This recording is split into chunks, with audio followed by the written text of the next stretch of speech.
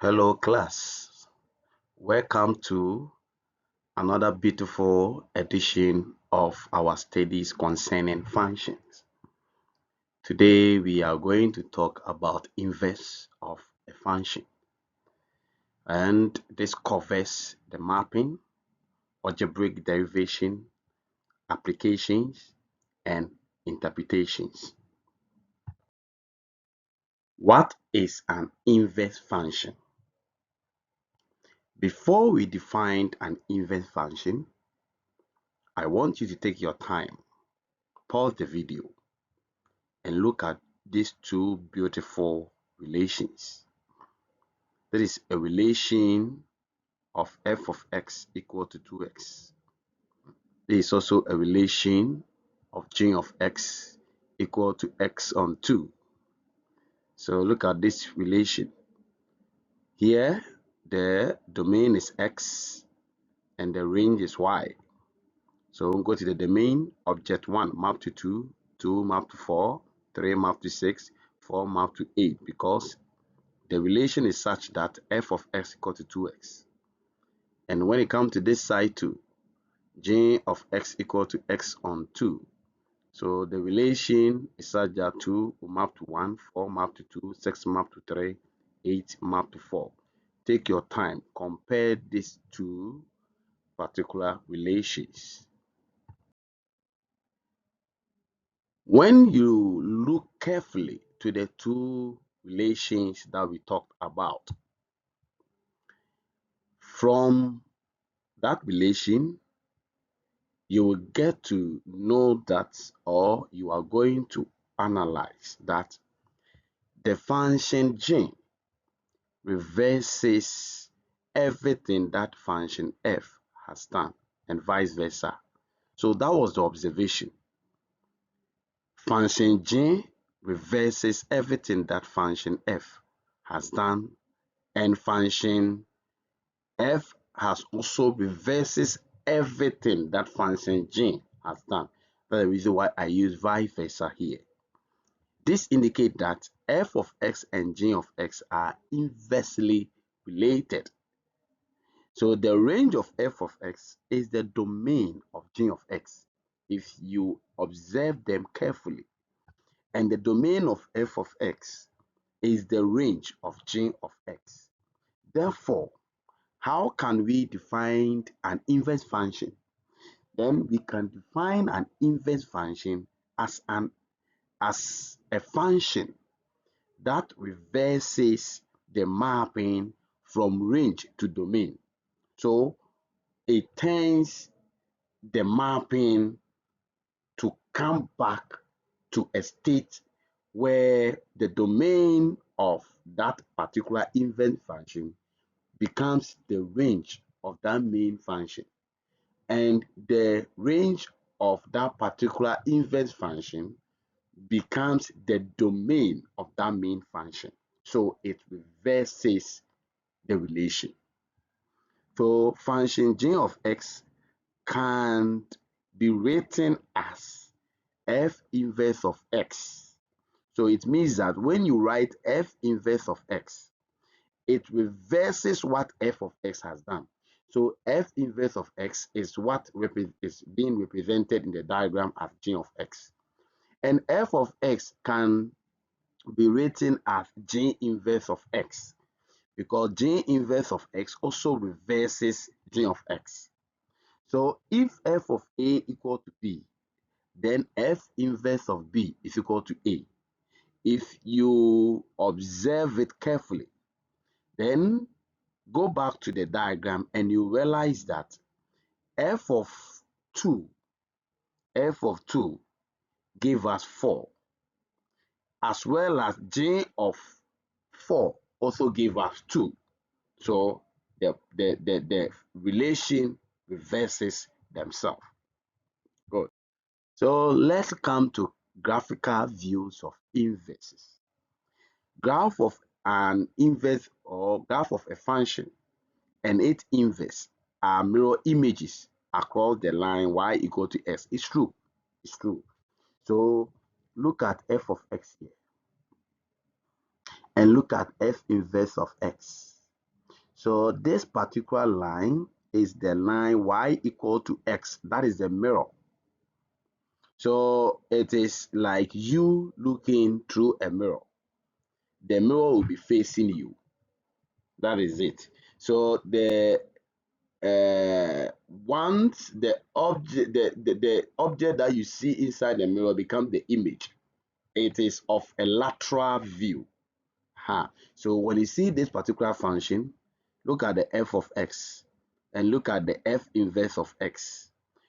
It's almost the same. It's the same thing, but one is the mirror of the other, where y equal to x, this particular line, is serving as the mirror between the two functions. So if a point AB lies on f of x, then the point BA lies on f inverse of x. So it reverses it. So the reversal will be, if here we have point A to be the x and B to be the y. So the reversal will be point B being x for this f of f inverse of x and point A being y. So functions with inverses must pass both the vertical and horizontal text. Conditions for a function to have an inverse. The function must be one-to-one or injective and onto function. So before you can find the inverse for a function, then the function must be one-to-one and onto function. The function must pass the horizontal line test. Domain must be restricted if necessary to ensure one-to-one behavior. Sometimes a function will not uh, be be in the mode of one-to-one. A function will not be able to be identified as one-to-one, but it can be in the form of one-to-one when there is a restriction on it. So make sure that the domain is being restricted so that the function can behave as one-to-one function before you can find the inverse. Let's go to the standard method for finding inverse function. So inverse function f inverse of x. So if I want to find the inverse function, the standard method is saying that we should let y be f of x. After letting y be f of x, then you interchange x and y. The moment you do the interchange, why do we interchange x and y? That is the question here. Why do we interchange x and y? We interchange x and y because inverse function reverses the relation. So the moment you interchange x and y, it means that you are reversing the relation. You are interchanging the domain and the range of the main function. So you are going to let the domain be the range and the range be the domain. So at this stage, when you interchange x and y, which the y becomes the range, it means that you're going to solve for y. You are making y the subject.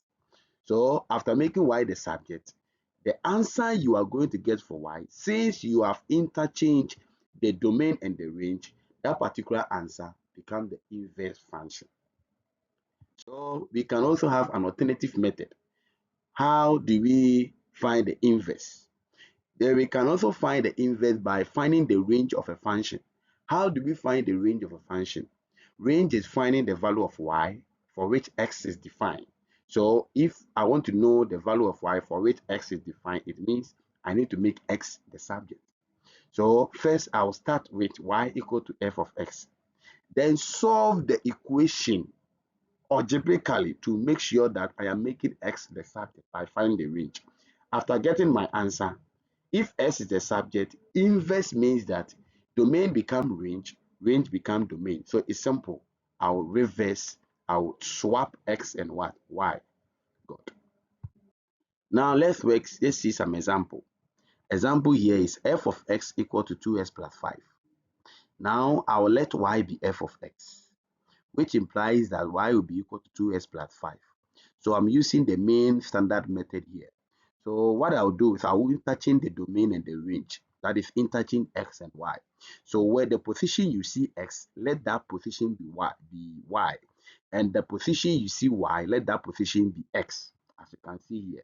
Then the next thing is I'll make y the subject. So when you make y the subject, we are going to end up with this particular answer. and f inverse of x will be equal to s minus 5 over 2. So the condition is such that since this one is a polynomial, then we are going to have s is such that s is a member of what? R. So the alternative method is to find the range of this particular function. How do you find the range? By making sure that I make x the subject. So when you make x the subject, then the next thing is interchange the x and the y. So when you do the interchanging, y will be s minus 5 over 2, like the way we got this one too. So therefore, the s inverse of x will be s minus 5 over 2. Let's move to the next example. G of x equal to 2 over 5x plus 1. I will let y be g of x, which means that y is equal to 2 over 5x plus 1. So the standard method is saying that change x and y, the domain and the range. So after changing it, how do I change it? I'll maintain the y but replace it with x. Then where the s is, I'll substitute that point with y. Then make sure that I make y the subject. So when you make y the subject, then the inverse function, the answer that you're going to get will be the inverse function g of x. And you can also repeat the same process, maybe using the alternative method by making sure that you make x the subject, that is finding the range. After doing that, then you change the domain and the range x and y. And this one will give us y equal to 2 minus x over 5x, like the way we got here. And that will be the inverse function g of x. Another example here, we have h of x equal to square root of 15x minus 2. We repeat the same process here, y equal to square root of 15x minus 2.